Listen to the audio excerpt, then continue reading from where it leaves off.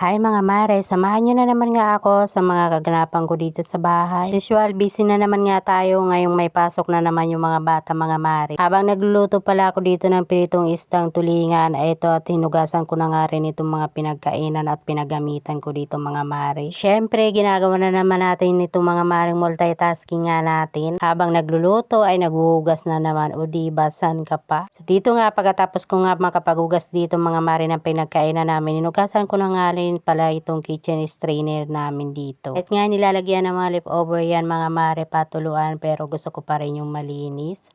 At pagkatapos ko naman nga inayos ko nga yung uulamin namin dito mga mare. Ali dito mga mare ay hinango ko na dahil bahagya nga lang yung pagpiprito ko doon at gagataan ko nga pala itong tulingan. Meron nga pala ako nabili ng kaunting pechay at saka talong, kaya ito yung naisipan ko mga mare. Handa ko na nga yung mga kailangan ko dito mga mare. Nagayat na ako ng kamatis, bawang, sibuyas at saka itong luya. Mas masarap kasi kapag mayroong nga ganitong mga ingredients. Dito nga sa gulay na pechay mga mare, inalis ko lang yung pinakadulo niya, tapos hindi ko na nga rin hinati dahil hindi naman masyadong malalaki, maliliit nga lang naman. Tapos itong talong mga mare, 3 piraso nga lang ito. Buti na nga lang ay goods na goods nga ito at wala nga dito sa loob na palaman. Chari!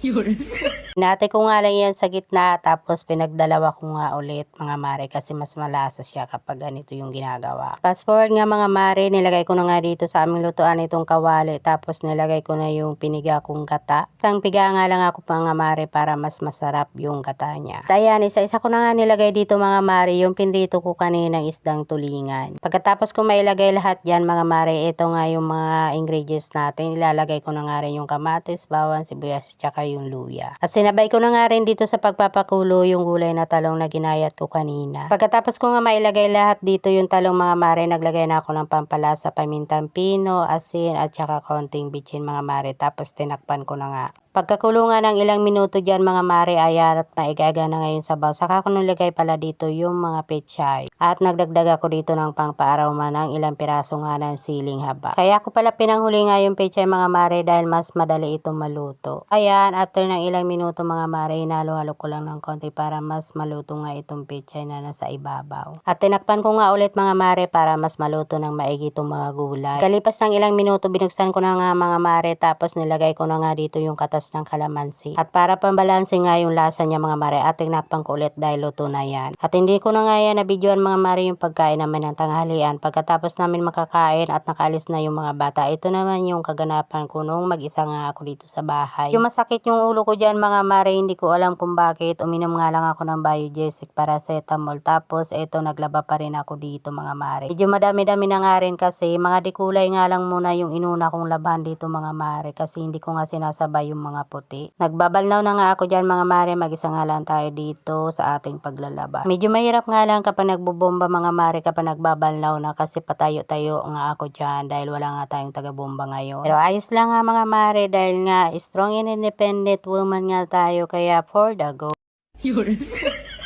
Dito nga mga mare, hindi ko na nga sa inyo pinakita yung buong paglalaba ko, baka kasi gabihin na ako, nagmamadali na. Nakita ko na nga lang yung nakasampay dito sa aming munting kubo. Napakarami nga dito palang pinalakol na kahoy nga mga mare na panggatong yung asawa ko, kaya dyan lang nilagay dito sa munting kubo. At pagkatapos ko nga dyan makapagsampay mga mare, nagbihis lang ako dahil basang-basa na nga yung damit ko dyan. Tapos eto, magpapakain nga tayo ng mga alagang manok. Ayun lang muna mga mare, see you in my next vlog. Bye!